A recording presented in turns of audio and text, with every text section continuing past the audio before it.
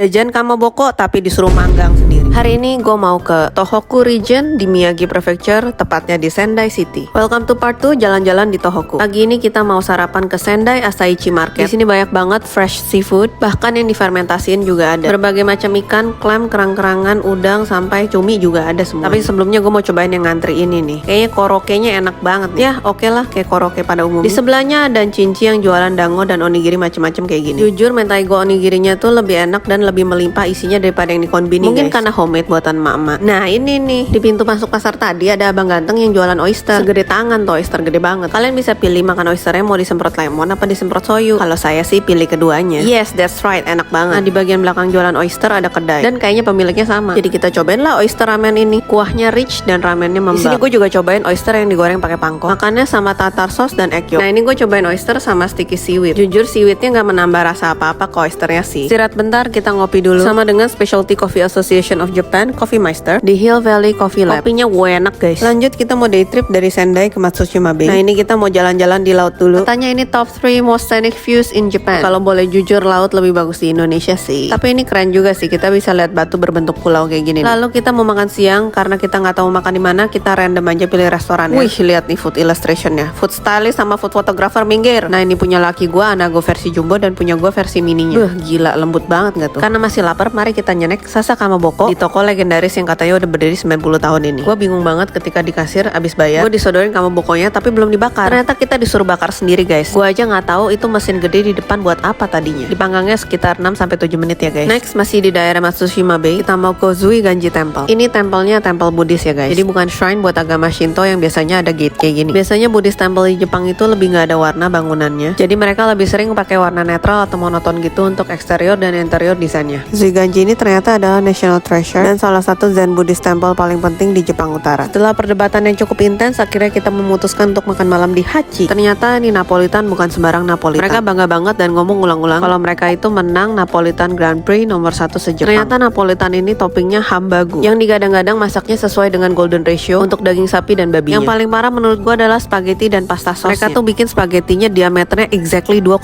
mm. Pasta sauce-nya itu tidak terlalu asam dan tidak terlalu gurih dan ada wok hei-nya kayak gini guys. Yes, that's right, enak banget. Ini probably the best Napolitan I've ever eaten in my whole life. Gak lupa abis itu nge-dessert cream soda. Oh iya, letak restorannya di Sendai Station ya. That's it for today. Kalau kalian mau lihat mobil ala Tokyo Drift begini, kita lanjut part 3.